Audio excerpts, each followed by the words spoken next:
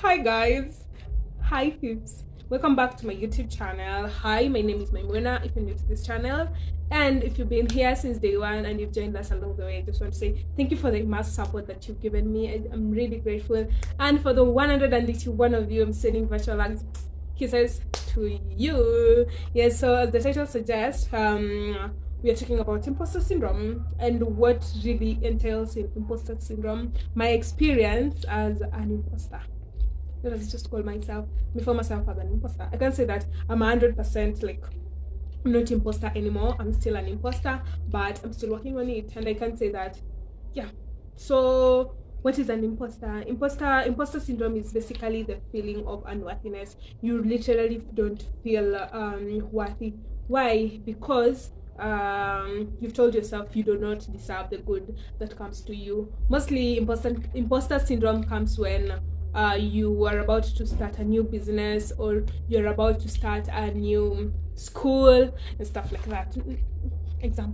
Just examples. Yeah, so that is when imposter syndrome creeps in and just tell you, no, Shanice, you're not good enough, or no, Njoroge, you're not good enough. But anyways, I'm here to tell you that there's hope, and this video will basically do the imposter syndrome and the signs that you are going through imposter syndrome. So yes, so according to Google says that an imposter syndrome is the internal psychological feeling like a phony with yourself when even a little success comes in. And my own my own understanding of imposter syndrome is just the feeling of unworthiness. You don't feel good enough, or you don't feel worthy, or you don't feel as if you deserve all the goodness that comes your way. Why? Because there's this, like, inside you kuna that feeling of self, that feeling of unworthiness, so it creeps in and it covers all this. Yeah, so signs that you are an imposter, like you have imposter syndrome. One is that you're always dwelling on the past. You don't allow yourself to make mistake, and you don't, like, literally, you don't want to learn from the mistakes that you've made. Yes, you've made a mistake, Sharon. Yeah, yes, you've made a mistake. So what can we learn from this mistake? Let's say, for example, you are dating a guy, or you started a business, but within the week 1 or week 2 the business falls or catches fire. You'll be like, no, if I were there, let's say you are not there, then the business catches fire, then you'll be like, oh, if I were there, the business will not have caught fire, or then you start blaming yourself. Then instead of finding a way of learning from what happened, you, like, remain in that moment, and that moment in a coup engulf. So instead of learning from it, you start regretting your actions, which is wrong. You should, like, allow yourself to make mistakes. It is normal. Just allow yourself to make mistakes and just be there. Yeah, it is normal. So just go out there, make those mistakes. And the most important thing is that when you do a mistake, always strive to learn from the mistakes. Don't dwell on the mistakes. That has always been me. I've always, like, dwelt on my past mistakes instead of learning from the mistakes that I've done. Like, for example, let's say I wanted let's say I was dating person X. Let's call person X Peter. So I was dating Peter. Then the relationship between Peter and I did not work. So most of the time I would dwell in that moment and be like, oh, I can fix this. Or if I had done XYZ, this one would happen and this would not happen. No, that is really wrong. The thing that you can do to help yourself is that learn from the mistakes. Learn from the mistakes. And when you learn from the mistakes, gain knowledge from that, and make sure that you do not repeat the same mistakes. It's normal to make mistakes. That is what I can say.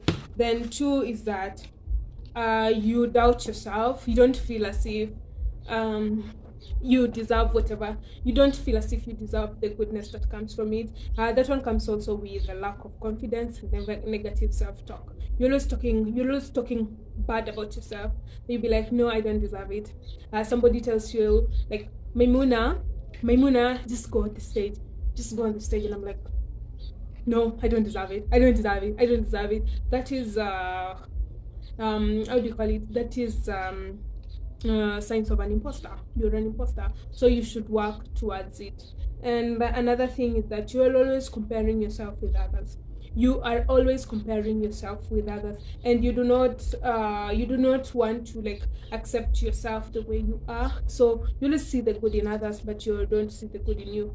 You see, I always tell myself, you can always try to live in the moment and try to come out. I know like these things of like competing with others always comes up. It's normal. We are human beings and we make mistakes. But instead of like competing with others, try to look at yourself and just look at yourself and be grateful for whatever you have. If you feel as if kuna jealousy, if you feel as if kuna comparison that arise, just try to like write 10 things that you're grateful for. Write all of them that you are grateful for. Yeah, that is what I can tell you. Just write the 10 things that you're grateful for. Now uzieke hapo, and from there utakuwa tu unaanza kukua renewed. That is what I can say. Another thing is that you are always people pleasing. You always want to, let me tell you, you always feel as if other people's opinion matters.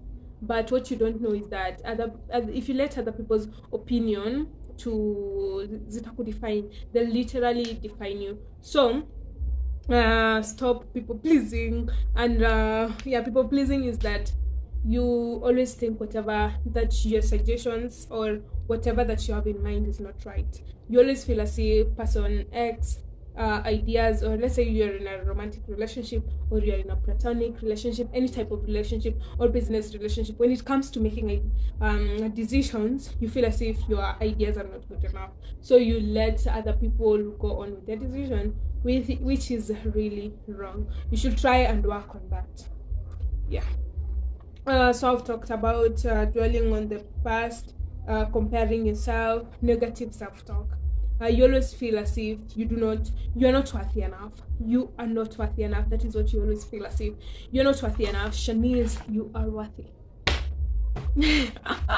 And you feel as if you don't deserve the goodness that comes from you, or you attribute your success to like external factors. Like to some, for example, my channel reaches 1,000 subscribers, or let's say 200 subscribers in a few months or weeks, let's say, for example. So instead of thanking my yes, you thank God, but instead of also thanking yourself for the part that you contributed to the success, you always feel as if it's for my subscribers. Yes, it's for your subscribers, but you did the major work. You did like the, let's say, 70% of the work. So live in the moment and stop like talking badly about yourself. And I always say that words have words have consequences, and words define us. If you say like in a few years I'll be a millionaire, then you'll always work towards it. You'll always work towards being a millionaire, because you've already said it, and the words have been sent to the future. So all you have to do is just work towards it and believe. Those are the only thing that you can do. And believe in God. Believe in God. That is what I can say. So stop comparing yourself with others. Stop dwelling in your past mistakes. We all make mistakes. Learn. They always say it's a matter of learn, relearn, and unlearn. So in whatever that you do, even if you made the mistakes, it's okay to make the mistakes, and from the mistakes you can just renew yourself. That is what I can say. So I have a story. I was dating, let's say, person X. Let's say I was dating person X. Actually, I was dating person X. Let's call person X Vaseline. So I was dating Vaseline, and most of the time while I was in that relationship, I didn't feel as if I was worthy enough. Even though like everything was working for my goodness, I felt as if I'm not worthy enough, and I was not worthy enough to be in that relationship. Why? Because I was the imposter. Let's say, for example, he did XYZ, XYZ, instead of telling him that you have done XYZ, I would just keep it to myself. Why? Because I wanted to always please him and just be in his good books, which is wrong. And then, yeah, which is wrong, which is really, really wrong. We should always like work towards when you're in a relationship. I'm diverting. Anyways, thank you so much for being in this video. I really appreciate you for the love and the support that you've shown me till this far. I'm really grateful. And yeah, see you in the next video.